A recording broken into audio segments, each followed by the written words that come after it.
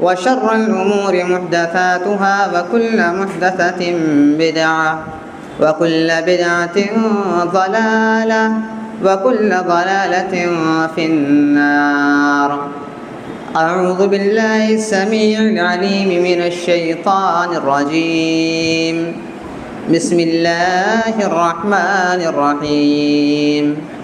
يا أيها الذين آمنوا اتقوا الله حق تقاته ولا تموتن إلا وأنتم مسلمون.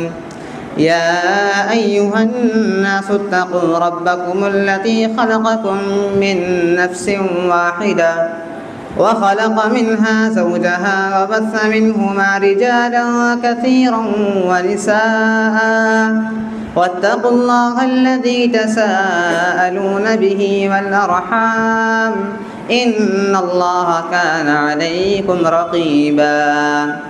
يا أيها الذين آمنوا اتقوا الله وقولوا قولا سديدا يصلح لكم أعمالكم ويغفر لكم ذنوبكم ومن يطع الله ورسوله فقد فاز فوزا عظيما.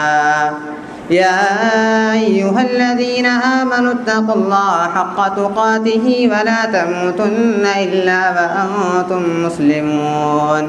فأعوذ بالله من الشيطان الرجيم. بسم الله الرحمن الرحيم. قاف والقرآن المجيد بل عجبوا أن جاءهم منذر منهم فقال الكافرون هذا شيء عجيب أئذا متنا وكنا ترابا ذلك رجع بعيد قد علمنا ما تنقص الأرض منهم وعندنا كتاب حفيظ بل كذبوا بالحق لما جاءهم فهم في أمر مريج. أفلم ينظروا إلى السماء فوقهم كيف بنيناها وزيناها وما لها من فروج والأرض مددناها وألقينا فيها رواسي وأنبتنا فيها من كل زوج بهيج تبصرة وذكرى لكل عبد منيب.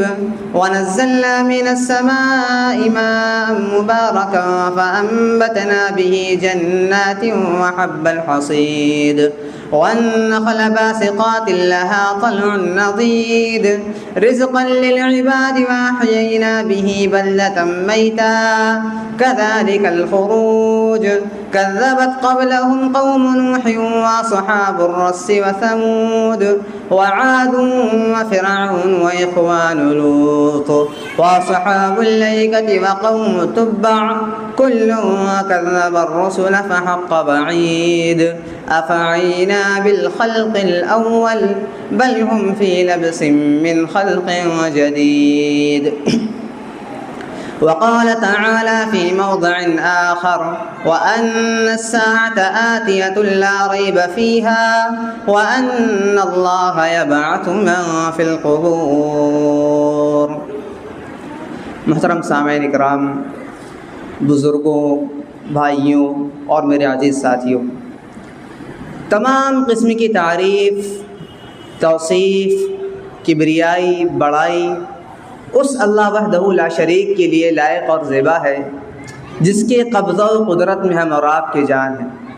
بعدہ درود اور سلام نازل ہو تمام انبیاء اور رسل پر، خصوصاً ہمارے اور آپ کے آخری نبی جناب محمد عربی صلی اللہ علیہ وسلم پر۔ اللہم صلی علیہ وبارک وسلم۔ محترم سامعین کرام، گزشتہ جمعہ قبل آپ نے موت اور قبر کے متعلق کچھ باتیں سماعت فرمائیں، جس کے بارے میں بتایا گیا کہ موت سے کسی کو راہ فرار اختیار نہیں ہے، لیکن موت کے بعد جو مرحلہ آتا ہے وہ قبر کا مرحلہ ہوتا ہے، کیونکہ انسان 4 مراحلوں سے گزرتا ہے۔ سب سے پہلا مرحلہ انسان جو اپنی ماں کے پیٹ میں ایک مرحلہ گزار کر کے آتا ہے۔ دوسرا مرحلہ کون سا ہوتا ہے؟ جو ہم اس دنیا میں گزار رہے ہوتے ہیں، ہماری دنیا کی زندگی۔ اور تیسرا مرحلہ قبر کا مرحلہ ہوتا ہے۔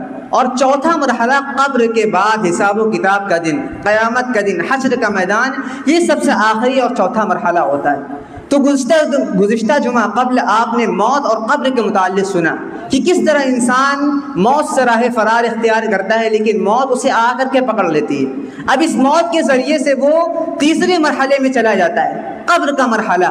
اور قبر کا مرحلے کے بارے میں اللہ کے نبی صلی اللہ علیہ وسلم نے بتلایا، یا تو قبر اس کے لیے جنت کے باغوں میں سے ایک باغ بن جاتی ہے، یا تو جہنم کے گڑھوں میں سے ایک گڑھا بن جاتی ہے۔ جو شخص اس قبر کے مرحلے کو پار پا گیا، جس نے اپنی قبر کو روشن کر لیا، اس کے آگے کے تمام مراحل کامیاب ہو جاتے ہیں، تمام مراحل میں وہ پاس ہو جاتا ہے۔ اور جب وہ شخص نیک ہوتا ہے تو اس کی موت، اس کے قبر، تمام چیزیں آسانی سے بتائی جاتی ہیں۔ جیسا کہ میں نے بتلایا کہ اگر وہ شخص نیک ہوتا ہے تو اس کی روح کو بہت آسانی سے نکالا جاتا ہے۔ نہایت ہی روشن فرشتے، خوبصورت فرشتے اس کی روح کو نکالنے کے لیے آتے ہیں، اسے خوشخبری سناتے ہیں، آسانی اس کی روح نکالی جاتی ہے۔ اس کی روح کو نکالنے کے بعد اس کو جنت کی طرف، جنت کے ناموں میں درج کیا جاتا ہے۔ اس کے بعد اس کا حساب و کتاب جو قبر کے اندر ہوتا ہے، اس سے سوال و جواب ہوتے ہیں۔ کیا سوال و جواب ہوتے ہیں؟ کہ تمہارا رب کون ہے، تمہارا نبی کون ہے، تم اس بارے میں کیا کہتے ہو جو تمہارے جانب بھیجا گیا، یعنی اس نبی کے بارے میں کیا کہتے ہو۔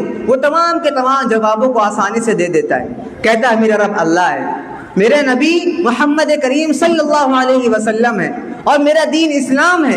لیکن اسی کے برعکس اگر وہ شخص نہایت ہی بدکار ہوتا ہے، زندگی میں ہمیشہ بدعمال کرتا رہا، ہمیشہ برائیوں کا مرتکب رہا، تو اس کے ساتھ وہ معاملہ بالکل اپوزٹ ہوتا ہے۔ اس کی روح کو بہت ہی خراب طریقے سے، مشکلات سے، تنگی سے نکالا جاتا ہے۔ اس کے پاس نہایت ہی خطرناک اور غضبناک فرشتے آتے ہیں، اس کی روح کو مار کر کے آگے سے مارا جاتا ہے، پیچھے سے مارا جاتا ہے، اس کی روح کو کھینچ کر کے نکالا جاتا ہے، اور اس کی روح کو آسمان کی طرف لے جایا جاتا ہے، لیکن وہاں پر اس کی انٹری نہیں ہوتی ہے۔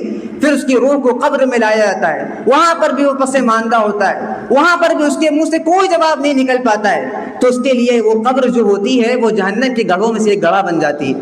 اور اس کے بعد کا اصل مرحلہ آتا ہے، اس کے بعد کا مرحلہ جو ہوتا ہے وہ قبر کے بعد کا مرحلہ ہوتا ہے۔ اگر آپ اپنی قبر کو روشن کرنا چاہتے ہیں تو اس کے لیے چند چیزیں ہیں جس سے آپ اپنی قبر کو دن بدن روشن سے روشن کر سکتے ہیں۔ اس کے لیے چند اعمال ہیں۔ اللہ کے نبی صلی اللہ علیہ وسلم نے ان چند اعمال کی طرف ہماری رہنمائی فرمائی۔ کیا فرمایا؟ اذا مات الانسان انقطع عمله، جب انسان مر جاتا ہے، انسان کی موت آ جاتی ہے، اس کے تمام اعمال منقطع ہو جاتے ہیں، تمام اعمال منقطع ہو جاتے ہیں۔ یہ ہمارے اعمال کیا ہے؟ سننا یہ ایک عمل ہے، دیکھنا یہ ایک عمل ہے، چلنا پھرنا سب چیز ایک عمل ہے۔ جب انسان کی موت ہو جاتی ہے، انسان کے اوپر موت آتی ہے، تو اس کے تمام اعمال منقطع ہو جاتے ہیں۔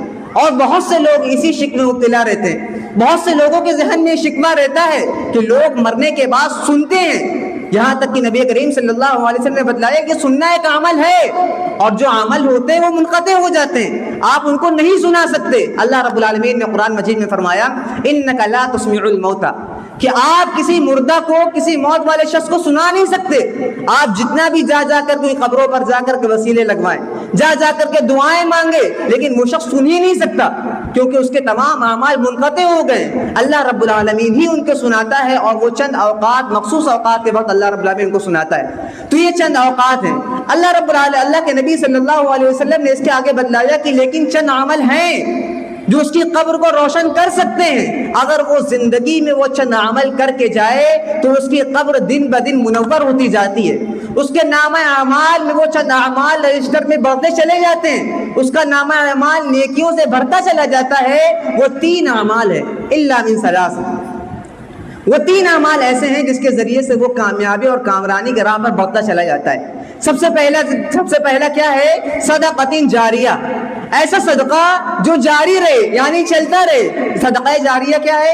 اللہ کے نبی صلی اللہ علیہ وسلم نے دیگر احادیث مبارکہ میں اس کی صراحت کری۔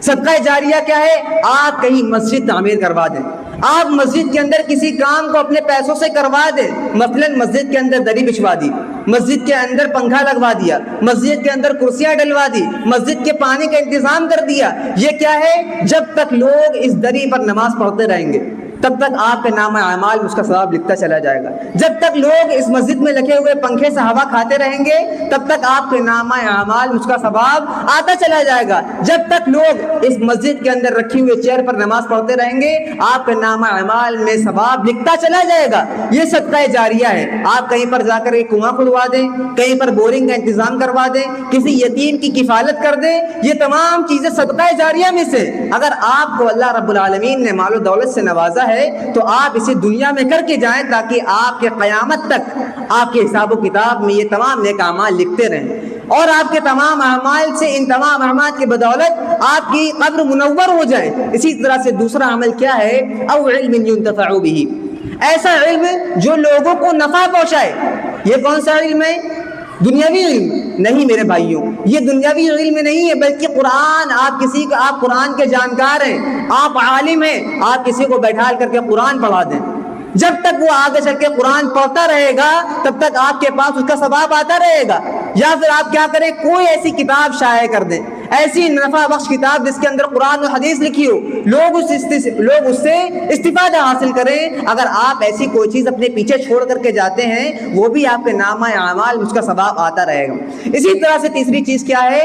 او ولد صالح، سب سے نہایتی اہم عمل کیا ہے؟ یا پھر اپنے پیچھے کوئی نہایتی نیک اولاد چھوڑ کر کے چلے جائیں جو آپ کے لیے دعا کریں۔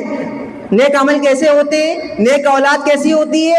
آپ اس کو اچھی تربیت دیں، بچپن سے اس کو اپنے ساتھ نماز پڑھانے کے لیے لے کر کے جائیں، بچپن سے اس کو اچھی بات کی ترغیب دیں، اچھے ماحول میں اس کو ڈھالیں۔ یہ تمام چیز اس کی نیک اولاد کی تربیت ہے۔ اگر آپ کے مرنے کے بعد جب آپ اپنی نیک اولاد کو چھوڑ کر کے جاتے ہیں تو آپ کے کہنے کے مطابق آپ کے تمام اعمال کو جس طرح آپ اس سے کرواتے تھے وہ آپ کے لیے اس عمل کو انجام دے گا، آپ کو اس کا ثواب ملتا رہے گا، کیونکہ آپ نے اپنی اولاد کی تربیت اچھی طریقے سے کی۔ آج اگر آپ جائزہ لیں تو اس کا برعکس سے بالکل، آج باپ بڑا نیک ہے لیکن اولاد بڑی ہی نافرمان، نہایت ہی نافرمان ہے۔ آج باپ اچھے ماحول میں رہتا ہے لیکن اولاد کی کوئی فکر نہیں کرتا۔ یہ کیا ہے؟ نیک اولاد کی تربیت نہیں ہے بلکہ یہ نیک اولاد کی بگاڑ ہے۔ آپ کو چاہیے کہ آپ اگر نیک عمل کر رہے ہیں تو اپنی اولاد کو بھی ترغیب دیں، اپنی اولاد کو اس نیک عمل میں لانے کی کوشش کریں۔ یہ کیا ہے؟ آپ کے لیے ولد صالح ہے، اور یہی ولد صالح علماء کرام نے کہا ہے کہ 10 مسجدیں بنوانے سے اچھا ایک نیک اولاد اپنے پیچھے چھوڑ کر کے جاؤ جو تمہارے لیے دعائیں کرے۔ اگر آپ بدبخت اولاد چھوڑ کر کے جاتے ہیں، اگر اس سے آپ کہہ دیں کہ میرے قبر کے بغل میں کھڑے ہو کر کے آدھے گھنٹے میں دعا کر دینا، تو وہ لڑکا نہیں کر پائے گا دعا، اس کے منہ میں الفاظ ختم ہو جائیں گے۔ کیوں؟ کیونکہ اس نے کبھی وہ دعا جانا ہی نہیں، اس نے کبھی اللہ رب العالمین سے قریب ہوا ہی نہیں۔ لیکن اگر آپ اپنی اولاد کی اچھی تربیت کر کے جائیں گے، اس کو قرآن اور حدیث پڑھا کر کے جائیں گے، اور اس سے شخص سے کہا جائے کہ اپنے اولاد سے کہے کہ میرے قبر کے بغل میں کھڑے ہو کر کے دعا کر دینا، تو وہ خوب دیر تک دعا کرے گا، کیونکہ وہ جانتا ہے کہ مجھے اپنے والد کے لیے کیا دعا کرنی ہے۔ وہ کہے گا اللہم ثبت قلبی علی دینک، اے اللہ رب العالمین میرے والد کو اس کے دین پر ثابت قدم رکھنا۔ وہ کہے گا اللہم ارحمہما کما ربیانی صغیرا، اے اللہ رب العالمین جس طرح میرے والد نے مجھ پر رحم کیا، جس طرح میرے والد نے مجھ کو بچپن میں پہنایا کھلایا، مجھ کو نیک بننے کی ترغیب دی، اے اللہ تو تمام نیک اعمال کے بدلے میرے والد پر رحم فرما۔ وہ تمام چیزیں دعا کرے گا، تو یہ نیک اولاد کا نتیجہ ہوتا ہے۔ ان تمام اعمال کے ذریعے سے آپ کی قبر روشن ہوتی چلی جاتی ہے دن بدن۔ یہ تو رہا قبر کا معاملہ۔ اب اس کے بعد کا کیا معاملہ ہے؟ قبر کے بعد کیا ہے؟ کیسے آگے کے معاملات ہوں گے؟ قبر کے بعد قیامت کا دن ہے، حساب و کتاب کا دن ہے۔ اللہ رب العالمین نے فرمایا وَنُفِخَ فِي الصُّورِ فَصَعِقَ مَن فِي السَّمَاوَاتِ وَمَن فِي الْأَرْضِ إِلَّا مَن شَاءَ اللَّهُ۔ قیامت کا دن جب واقع ہوگا تو وہ بالکل اچانک سے واقع ہو جائے گا، قیامت آ کر کے رہنی ہے۔ اللہ رب العالمین نے قرآن مجید میں فرمایا وَأَنَّ السَّاعَةَ آتِيَةٌ لَا رَيْبَ فِيهَا، جو قیامت آئے گی یہ تمہارے اوپر ضرور بھی ضرور آئے گی، لا ریب فیہا، اس کے اندر کوئی شک نہیں ہے۔ وَأَنَّ اللَّهَ يَبْعَثُ مَن فِي الْقُبُورِ، اور جب یہ قیامت آئے گی تو اللہ رب العالمین قبر سے لوگوں کو اٹھا دے گا، جو بھی قبر کے اندر زمین کے اندر دفن ہوں گے ان تمام لوگوں کو زندہ کر دے گا۔ یہ قیامت آ کر کے رکھنی ہے۔ اور آج کے دور میں کچھ لوگ ایسے پائے جاتے ہیں جو کہتے ہیں کہ مرنے کے بعد کوئی حساب و کتاب کا دن نہیں ہے، کوئی دن ایسا آنے والا نہیں ہے، ہم چلے گئے مٹی کے اندر دفن ہو گئے، وہیں سے میری زندگی ختم، آگے دوبارہ کبھی زندہ نہیں کرنے آتا ہے۔ آج کے دور کا یہ بات نہیں ہے، آج کے دور کے لوگوں کی یہ شک نہیں ہے، بلکہ 1400 سال پہلے بھی یہی کہا کرتے تھے کفار مکہ کیا کہتے تھے؟ وقال الذین کفروا لا تأتینا الساعة، وہ کہتے تھے کفار مکہ لا تأتینا الساعة، قیامت نہیں آئے گی. نبی کریم صلی اللہ علیہ وسلم سے مخاطب کر کے کہتے تھے. تو نبی کریم صلی اللہ علیہ وسلم سے اللہ رب العالمین نے کہلوایا، اے نبی آپ کہہ دیجئے قل بلا وربی لتأتینکم، بلا کیوں نہیں آئے گی، وربی لتأتینکم، میرے رب کی قسم وہ ضرور بھی ضرور آئے گی. عالم الغیب، لیکن کب آئے گی یہ کوئی نہیں جانتا. عالم الغیب وہی اللہ رب العالمین جانتا ہے یہ کب آئے گی. کفار مکہ کہا کرتے تھے یسألونک عن الساعة ایان مرساها، یہ جو قیامت آئے گی یہ کب آئے گی، اس کا کیا موقع ہے؟ اللہ رب العالمین نے فرمایا قل انما علمها عند ربی، اے نبی کریم صلی اللہ علیہ وسلم آپ ان سے کہہ دیجیے اس کا علم صرف اللہ رب العالمین کو ہے. لا یجلیها لوقتها الا هو ثقلت في السماوات والارض، لیکن یہ جان لو جس دن بھی آئے گی وہ زمین اور آسمان پر سب سے بھاری دن ہوگا، اس سے بھاری دن کوئی نہیں ہوگا. اس دن تمام جو زندگی کے اندر معاملات ہوتے ہیں، جو ہمارے سامنے نارمل زندگی ہوتی ہے، وہ تمام معاملات نارمل نہیں رہیں گے، بلکہ اس دن کی کیفیت بدل جائے گی. اس کے بارے میں صرف اللہ رب العالمین جانتا ہے. اللہ رب العالمین نے اس کی کیفیت کو دوسری جگہ پر فرمایا کہ قیامت کس طرح واقع ہوگی. یہ جو سورج ہر روز مشرق سے نکلتا ہے، سب سے بڑی نشانی یہی ہوگی کہ وہ مغرب سے نکل آئے گا. اور وہ کون سا دن ہوگا؟ وہ یہی جمعے کا دن ہوگا. اللہ کے نبی صلی اللہ علیہ وسلم نے حدیث مبارکہ بیان کیا کہ جس دن یہ دنیا ختم ہوگی وہ جمعے کا دن ہوگا، اور اسی دن یہ قیامت آئے گی. لیکن کون سا سال، کون سا مہینہ، کتنی دور یہ کوئی نہیں جانتا. لوگ گمان کرتے ہیں کہ بہت دور ہے قیامت، ابھی بڑا وقت ہے. اللہ رب العالمین نے فرمایا انہم یرونہ بعیدا، کہ یہ جو لوگ ہیں یہ سمجھتے ہیں کہ قیامت بڑی دور ہے. وَنَرَاهُ قَرِيبًا، اور ہم اسے بڑا قریب دیکھتے ہیں. وہ قیامت بڑی دور نہیں ہے، وہ قریب ہے، ہم اسے بڑا قریب دیکھتے ہیں. وہ زمین اور آسمان پر سب سے بھاری دن ہوگا. اور وہ سب سے بھاری دن کیوں ہوگا؟ یہ بھی ایک سوال ہے. کیوں ہوگا؟ آج ہم اور آپ اپنی زندگی جیتے ہیں، 50 سال 60 سال کی زندگی ہوتی ہے. یہی زندگی ہمارے لیے بڑی بھاری پڑتی ہے، بڑی مشکلات سے بھری ہوئی ہوتی ہیں. وہ دن بھاری اس وجہ سے ہوگا کان مقدارہ 50,000 سنہ، کس کا ایک دن 50,000 سال کے برابر ہوگا. ایک دن 50,000 سال کے برابر، یعنی زندگی کے اگر 50-60 سالوں کو جوڑ لیں تو اس زندگی کا ایک لمحہ بھی نہیں ہے. وہ دن 50,000 سال کے برابر ہوگا. اور جس دن یہ چیز واقع ہوگی، اللہ کے نبی صلی اللہ علیہ وسلم نے بیان کیا کہ وہ دن نارمل دن نہیں ہوگا، بلکہ وہ دن سب سے الگ دن ہوگا. اللہ رب العالمین اسی کیفیت بیان کری، یوم ترونها تذهل كل مرضعة عما ارضعت وتضع كل ذات حمل حملها وترى الناس سكارى وما هم بسكارى ولكن عذاب الله شديد، کہ اس دن آپ دیکھیں گے تذهل كل مرضعة عما ارضعت، کہ وہ ہر دودھ پلانے والی عورت اپنے دودھ پیتے ہوئے بچے کو پھینک دے گی. وہ ماں جو اپنے اس بچے سے اتنی محبت کرتی ہے کہ اس کے اوپر ایک خروش نہ آنے دے، خود اچھا کپڑا نہیں پہنتی لیکن اس کو اچھا کپڑا پہناتی ہے، وہی ماں اپنے دودھ پیتے ہوئے بچے کو پھینک دے گی. وَتَضَعُ كُلُّ ذَاتِ حَمْلٍ حَمْلَهَا، اور ہر حمل والی عورت اپنے حمل کو زائل کر دے گی. وَتَرَى النَّاسَ سُكَارَى وَمَا هُمْ بِسُكَارَى وَلَكِنَّ عَذَابَ اللَّهِ شَدِيدٌ، اور آپ لوگوں کو دیکھیں گے کہ وہ کسی نشے میں مدہوش ہیں، کسی نشے میں ادھر سے ادھر بھاگ رہے ہیں، کوئی نشہ ان کے اوپر سوار ہے. ولیکن عذاب اللہ شدید، لیکن وہ کوئی نشہ نہیں ہوگا، وہ کسی نشے میں مدہوش نہیں ہوں گے. ولیکن عذاب اللہ شدید، لیکن حقیقت میں وہ اللہ رب العالمین کا عذاب ہوگا کہ انسان افراتفری کا ماحول ہوگا، ایک دوسرے سے انسان بھاگ رہا ہوگا، پریشان ہوگا. اللہ رب العالمین نے فرمایا کہ اس دن جو آج ہمارے سامنے نیلگوں آسمان ہے، جو ہمارے سامنے خوبصورتی کی مثال ہے، اللہ رب العالمین نے فرمایا کہ اس دن اس آسمان کو لپیٹ لیا جائے گا. وَتَكُونُ الْجِبَالُ كَالْعِهْنِ، اور یہ جو پہاڑ مضبوطی سے ہمارے سامنے رکھے ہوئے ہیں، جو زمین میں گڑے ہوئے ہیں، اللہ رب العالمین انہیں روئی کی طرح اڑا دے گا. اور یہ پہاڑ جو ہمارے سامنے دکھتے ہیں یہ ایسے ہی نہیں رکھے ہوئے ہیں، بلکہ اس کا ایک مقصد ہے. اگر ایک طرف سے ایک پہاڑ کو اٹھا دیا جائے تو دوسری طرف دنیا لرز برز ہو جائے، یعنی دنیا کا سسٹم بگڑ جائے، زلزلہ آ جائے پوری دنیا میں. اللہ رب العالمین کہے کہ جب یہ قیامت آئے گی تو اس پہاڑوں کو اٹھا لیا جائے گا، پوری دنیا متزلزل ہو جائے گی. اللہ رب العالمین نے فرمایا اذا زلزلت الارض زلزالها، جب یہ زمین کو جھنجھوڑ دیا جائے گا، ہلا دیا جائے گا، پوری دنیا میں زلزلہ آ جائے گا. اس دن کی کیفیت کیا ہوگی؟ اگر آپ چند سال قبل کا جائزہ لیں، ہمارے سامنے زلزلہ آیا، اس وقت ہماری کیفیت کیا تھی؟ وہ تو ایک چھوٹی سی ایک مثال تھی. اللہ رب العالمین نے بتلایا کہ اس دن کا زلزلہ بڑا الگ زلزلہ ہوگا، لیکن اس وقت ہماری کیفیت کیا تھی؟ کیا ہمارے سامنے کوئی بھی چیز نہیں تھی، جس کا ہاتھ پکڑ میں آیا لے کر کے نکل گئے، کوئی مال و دولت جتنی الماری میں تجوریوں میں رکھی تھی سب چھوڑ دیا، سارے کپڑے سب کچھ جس حالت میں تھے بھاگنے لگے، کوئی میدان کی طرف بھاگ رہا ہے، کوئی کھلی جگہ کی طرف بھاگ رہا ہے، کوئی مسجد کی طرف بھاگ رہا ہے۔ یہ تو دنیا کی مثال تھی، یہ تو چند منٹ کا وقفہ تھا، اسی کے اندر ہماری یہ حالت تھی کہ کوئی کسی کے بارے میں نہیں سوچ رہا تھا۔ اور آپ اس دن کے بارے میں تصور کریں کہ اس دن کا زلزلہ تو سب سے الگ زلزلہ ہوگا۔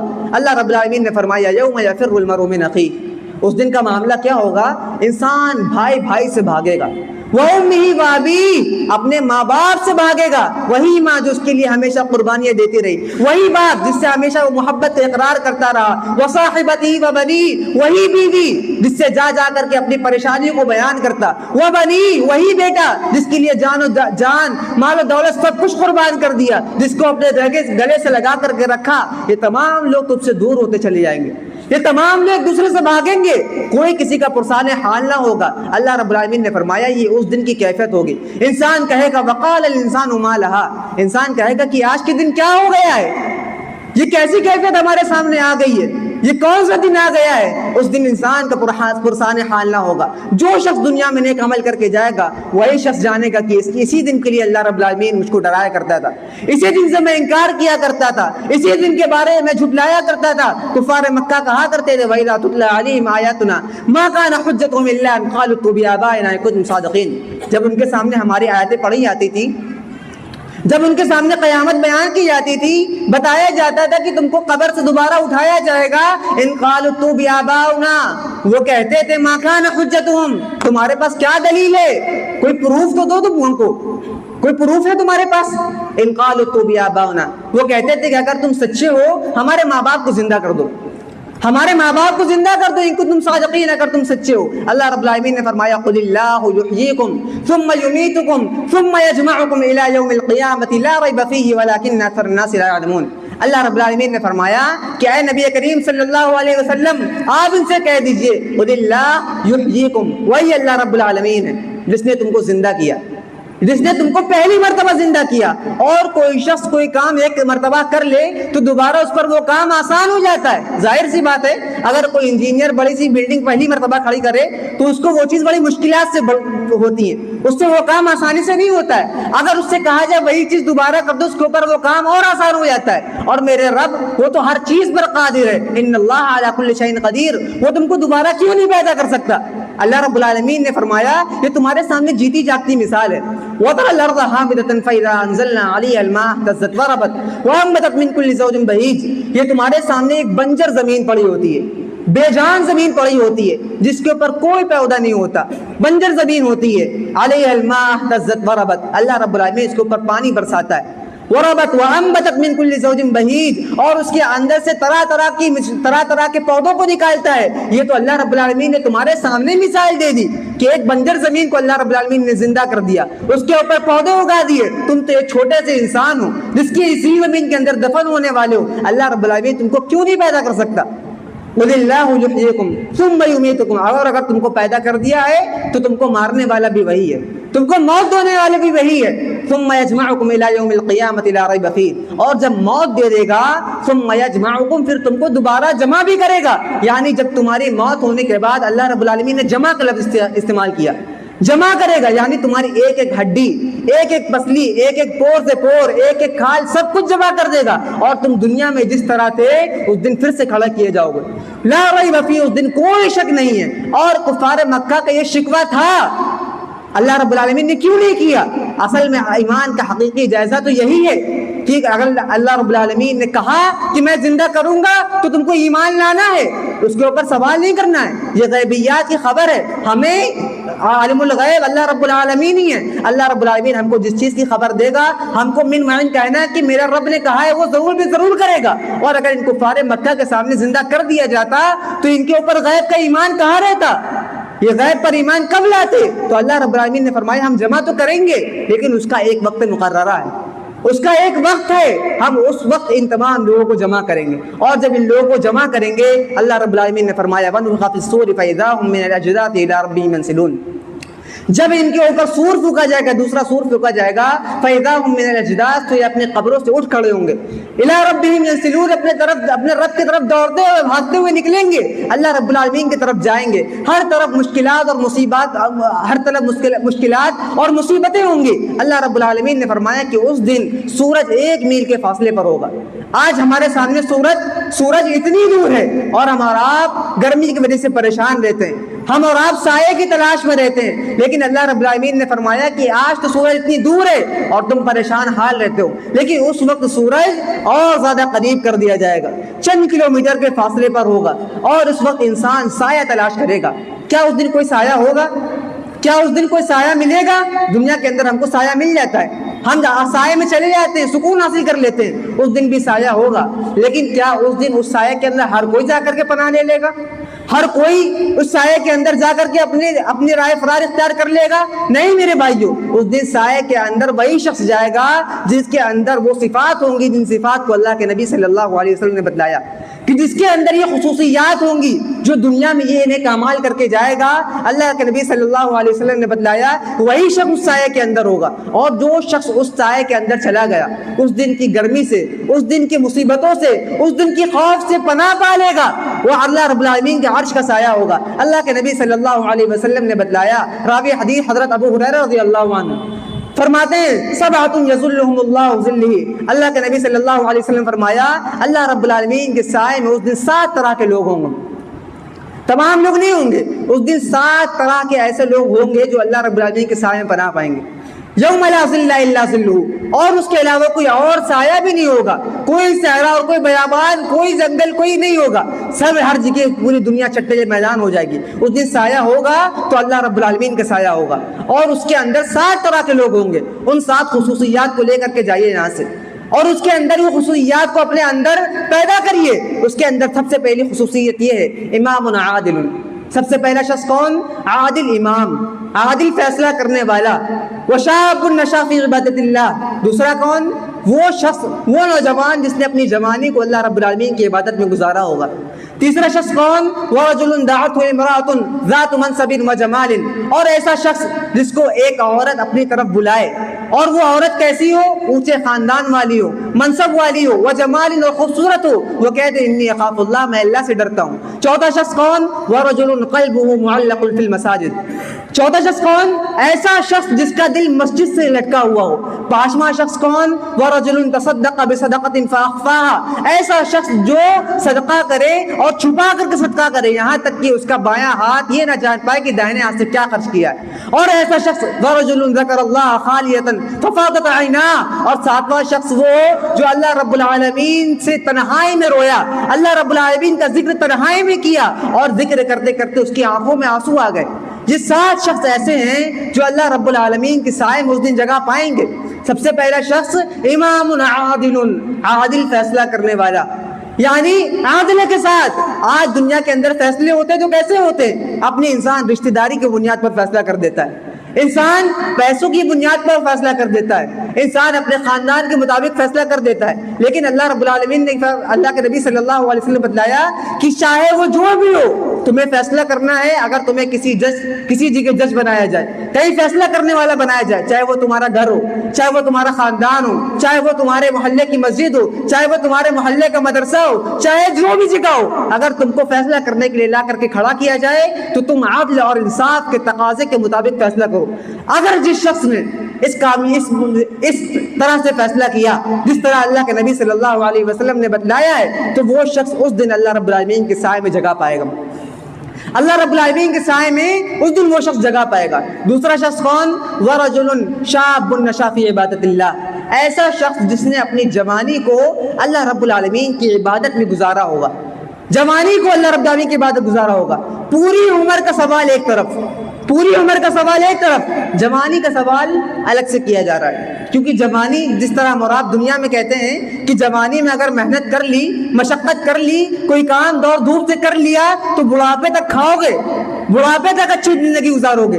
اور اگر جوانی میں کوئی کام نہیں کیا تو بڑھاپے تک بھٹکتے بھٹکتے پھرو گے. اسی طرح اور اسلام میں بھی ہے کہ اگر جو شخص جوانی کے عالم میں اللہ رب العالمین کی طرف آتا ہے, اپنی عبادتیں کرتا ہے, جوانی میں جوان شخص صبح فجر میں اپنی تمام نیندوں کو ہٹا کر کے مسجد میں آ کر کھڑا ہو جاتا ہے, اپنی جوانی میں تمام نفسانی خواہشات کو کنارے رکھ کر کے اللہ رب العالمین کی عبادت کرتا ہے, قرآن کی تلاوت کرتا ہے, دروس میں حاضر ہوتا ہے, تو اللہ رب العالمین نے بتلایا کہ اس کی جوانی صحیح جگہ لگ گئی, اس کی جوانی ایسی جگہ لگ گئی, اللہ رب العالمین اس سے راضی ہو گیا, اور اسی جوانی کی وجہ سے اللہ رب العالمین اسے اپنے عرش کے سائے میں جگہ دے دے گا.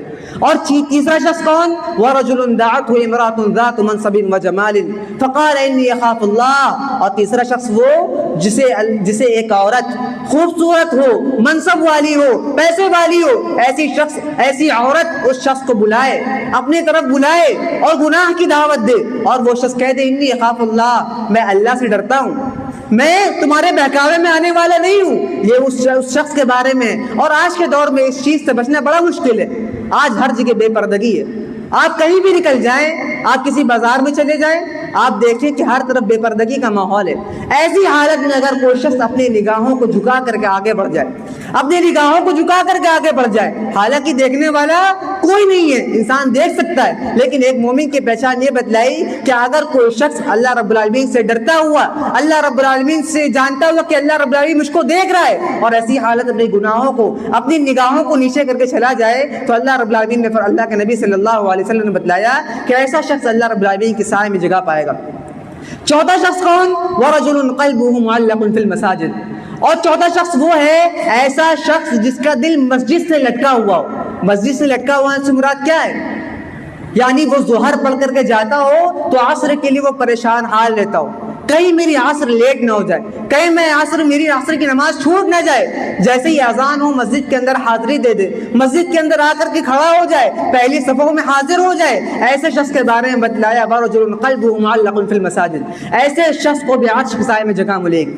آج لوگوں کو آپ دیکھیں گے کہ لوگ کہتے ہیں کہ نماز, کیا نماز, ہر بات پر نماز کرتے رہتے ہو. اگر آپ اس کی شروعات سے آخر تک اس کی زندگی کو اٹھا کر کے دیکھیں کہ اگر کوئی شخص اپنی جوانی میں, اپنی زندگی میں نماز کا پابند ہے تو اس کی رزق میں برکت ہے, اس کے چہرے پر نور ہے. اگر کوئی شخص نماز کا پابند ہے تو اسی نماز کی وجہ سے اس کو عرش کے سائے میں جگہ مل رہی ہے. اگر کوئی شخص نماز کا پابند ہے تو حساب و کتاب والے دن جو سب سے پہلا سوال ہونے والا ہے وہ نماز کے متعلق سوال ہونے والا ہے, وہ اس پہلے سوال میں کامیاب ہے. یہ نماز کا نتیجہ ہے. اگر کوئی شخص اپنی جوانی کے عالم میں مسجد کے اندر آتا ہے اور اپنی نیندوں کو قربان کرتے ہوئے لوگوں کے طعنے بھی جھیلتا ہے, ایسا نہیں کہ مسجد میں آتا ہے نیک بن جاتا ہے تو لوگ اس سے بڑا نیک سمجھنے لگتے ہیں, لوگ اس کو طعنے دیتے ہیں کہ بڑے نیک بن گئے ہیں, داڑھی رکھ لو تو بڑا مذاق بناتے ہیں. لیکن وہ شخص ان لوگوں کے لیے تھوڑی نہ رکھتا ہے, وہ کرتا ہے تو اللہ رب العالمین کے لیے کرتا ہے, اس کی امید رکھتا ہے تو اللہ رب العالمین سے کرتا ہے. اور ایسا ہی شخص اللہ رب العالمین نے بتلایا, ایسا ہی شخص اللہ رب العالمین کے سائے میں جگہ پائے گا. اور پانچواں شخص کون؟ وَرَجُلٌ تَصَدَّقَ بِصَدَقَةٍ. ایسا شخص جو صدقہ کرے فَأَخْفَاهَا, اور اس طرح صدقہ کرے کہ بائیں ہاتھ کو پتہ نہ چلے کہ دائیں ہاتھ نے کیا خرچ کیا ہے, یعنی اخلاص کے ساتھ, یعنی بغیر کسی دکھاوے کے. آج اگر ہم جائزہ لیں تو اگر ہم کہیں پر کسی یتیم کی کفالت کر دیتے ہیں تو ہم جا کر کے گاتے کہ میں نے اس کا یہ بھلا کیا, اس کے اوپر یہ احسان کیا. اگر کسی رشتہ دار کی مدد کر دیتے ہیں تو زندگی بھر اس کو احسان تلے دبا دیتے, اس کا احسان لوگوں کے سامنے بیان کرتے ہیں کہ فلاں شخص کے اوپر میرا یہ احسان ہے, میں نے اس کے ساتھ یہ معاملہ کیا ہے. اسی طرح اللہ کے نبی صلی اللہ علیہ وسلم نے بتلایا کہ صدقہ کرو تو کیسے کرو, ایسے کرو کہ انسان کے سامنے ظاہر نہ ہو, اور صرف صدقہ ہی نہیں بلکہ تمام اعمال ایسے ہی ہیں. امام سفیان الثوری کہتے ہیں کہ اگر کوئی عبادت, میری کوئی عبادت اگر کوئی شخص دیکھ لے کہ میری کوئی عبادت کو, تو میں اسے عبادت نہیں سمجھتا, کیونکہ وہ لوگوں کے سامنے ظاہر ہو گئی ہے, وہ اصل عبادت نہیں ہے. اصل عبادت کیا ہے؟ جو اللہ رب العالمین کے سامنے خالص رہے, اللہ رب العالمین ہی صرف دیکھنے والا ہو. ایسا ہی شخص کے بارے میں بتایا, ایسا شخص کامیاب ہے. پانچواں شخص کون ہے؟ وَرَجُلٌ ذَكَرَ اللَّهَ خَالِيًا. ایسا شخص جو اللہ رب العالمین کا ذکر کرے خالی حالت میں, یعنی رات کی حالت میں اٹھتا ہو جب تمام لوگ سو رہے ہوتے ہیں, کوئی دیکھنے والا نہیں, کوئی جانور کی آواز نہیں, کوئی بھی نہیں, اس وقت اکیلے اٹھ کر کے بیٹھتا ہو. اللہ رب العالمین کے آگے اٹھ کر کے مصلی بچھاتا ہوں، نمازیں پڑھتا ہوں، تہجد قائم کرتا ہوں، اس کے بعد ہاتھ اٹھا کر کے دعا کرتا ہوں، اے اللہ رب العالمین مجھ سے یہ خامی ہو گئی، اے اللہ رب العالمین مجھ سے یہ غلطی ہو گئی، اے اللہ رب العالمین میں بڑا گنہگار بندہ ہوں، اے اللہ رب العالمین تو نے مجھ پر احسان کیا، میں تیرے احسانات کے لائق نہیں ہوں، اے اللہ رب العالمین میں تیرا شکر گزار بندہ ہوں، کوئی مصیبت آ گئی، کوئی مشکلات آ گئی، جاتا ہے اللہ رب العالمین کے آگے ہاتھ پھیلاتا ہے۔ دیکھیے یہاں پر ہاتھ پھیلانے کو کس سے کہا گیا؟ اللہ رب العالمین سے خالی حالت میں ہاتھ پھیلاتا ہے، اور آنکھیں سے آنسو نکل جاتے ہیں اس کے۔ دنیا کے اندر لوگ کیا کرتے ہیں؟ جا جا کر کے کسی اور کے آگے ہاتھ پھیلاتے ہیں، کسی اور سے مانگتے ہیں اور کہتے ہیں کہ اللہ رب العالمین کو سنانے کے لیے ان کی ضرورت ہے، لیکن اللہ رب العالمین نے فرمایا اللہ رب العالمین ہر رات کو ينزل ربنا تعالی فی کل لیل الی سماء الدنیا، اللہ رب العالمین ہر رات کو آسمان دنیا پر آتا ہے اور پکارتا ہے کوئی ہے جو اپنی مغفرت کرا لے، کوئی ہے جس کے اوپر کوئی مصیبتیں آئی ہوں اپنی مصیبتوں کو حل کرا لے، کوئی ہے جو اپنی بگڑی کو بنوا لے۔ اللہ رب العالمین خود آتا ہے اور اس وقت اگر کوئی جاگ کر کے اللہ رب العالمین کے آگے ہاتھ پھیلاتا ہے اور ہاتھ پھیلاتے پھیلاتے روتا ہے، گڑ گڑاتا ہے، تو اللہ رب العالمین نے فرمایا اس کی دعا قبول کی جاتی ہے، اس کی دعا کو رد نہیں کیا جاتا۔ اور ایسے ہی شخص کے بارے میں بتلایا ایسا ہی شخص اللہ رب العالمین کے سائے میں پناہ پائے گا جو خالص طور پر اللہ رب العالمین سے مانگتا ہو، کسی اور کے آگے جا جا کر کے ہاتھ نہ پھیلاتا ہو، کسی کا وسیلہ نہ لگاتا ہو۔ یہ اللہ رب العالمین نے ایسے شخص کی خصوصیت کے بارے میں بتلایا۔ اور ساتواں شخص وہ جو اللہ رب العالمین سے ہی خالص طور پر لو لگائے، اللہ رب العالمین سے ہی خالص طور پر مانگے، جو ان تمام خصوصیات کا حامل بن گیا، جو ان تمام خصوصیات کو اپنے اندر مخصوص کر لیا، وہ شخص اللہ رب العالمین کے سائے میں جگہ پائے گا۔ اور جو شخص اللہ رب العالمین کے سائے میں جگہ پا لے وہ شخص کامیابی اور کامرانی کے راستے پر چلا گیا۔ کیوں؟ کیونکہ اس دن کی مصیبتیں، اس دن کے زلزلے، اس دن کی مصیبتیں، اس دن کا دوڑنا بھاگنا، یہ تمام ایک مصیبتیں، یہ تمام مشکلات ہیں، اور جو شخص ان مشکلات سے پار پا گیا اور اس دن اللہ رب العالمین کے آج کے سائے میں جگہ مل گئی، تو وہ شخص کامیاب اور کامران ہے، اور اس کے ساتھ اس کے آگے کے معاملات بھی آسان ہو جاتے ہیں، کیونکہ اس کا پہلا مرحلہ جو دوسرے سور کے پھونکنے کے بعد جو عرش کا مرحلہ ہے، عرش کے سائے کا مرحلہ ہے، اس میں وہ شخص کامیاب ہو گیا۔ تو یہ تمام ایسے مراحل ہیں جس کے بارے میں اللہ کے نبی صلی اللہ علیہ وسلم نے حدیث مبارکہ کے بتلایا کہ اس دن کا دن بڑا مشکلات سے بھرا ہوا دن ہوگا، اس دن کا دن بڑی مصیبتوں سے بھرا ہوا دن ہوگا۔ جو شخص نیکیاں کر کے جائے گا وہی شخص اس دن کامیاب اور کامران ہوگا، جو شخص بدعمالی کر کے جائے گا اس کے تمام معاملات شروع سے لے کر کے آخر تک، حساب و کتاب تک مشکلات سے بھرے ہوئے ہوں گے۔ وہ دوڑ رہا ہوگا، بھاگ رہا ہوگا، وہ پکار رہا ہوگا، وہ کہہ رہا ہوگا لعلی اعمل صالحا فیما ترکت کلا، اے اللہ رب العالمین میں دنیا میں اس سے بالکل انجان تھا، میں اس دنیا میں ان چیزوں کو نہیں مانتا تھا، میں نیک عمل کر کے آج نہیں آیا ہوں۔ وہ کہے گا لعلی اعمل صالحا، اے اللہ رب العالمین مجھ کو دنیا میں واپس بھیج دے تاکہ میں نیک عمل کر لوں۔ اللہ رب العالمین کہے گا کلا، ہرگز نہیں، دنیا میں جو دنیا کی زندگی عمل کی زندگی تھی، آج بدلے کا دن ہے، لعلی اعمل صالحا فیما ترکت کلا، اس کے لیے منع کر دیا جائے گا اور اس کے دن اسی لیے حساب و کتاب کا دن مقرر کر دیا جائے گا۔ تو ہمیں اللہ رب العالمین سے دعا کرنی چاہیے اللہ رب العالمین ہمیں اور آپ کو اس دن کے سوال و جواب سے کامیابی اور کامرانی تک پہنچائے۔ اللہ رب العالمین ہمیں اس دن عرش کا سایہ نصیب فرمائے، آمین۔ وآخر دعوانا الحمد للہ رب العالمین۔